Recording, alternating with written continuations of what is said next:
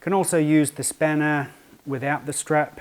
I get a lot of tension in my psoas insertion on this side, and I just place a little tread right in the crook of my hip and place pressure in there and just working it around.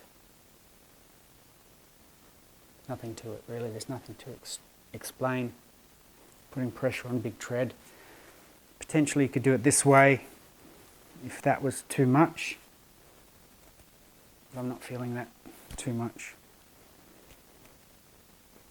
And of course we always balance it up.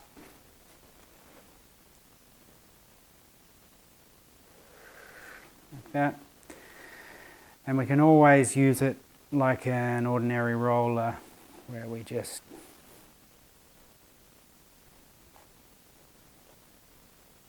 roll it out like that. We can also use it like a lever, put that leg over the top, get a bit more pressure like that. Reverse it up, doing this side now.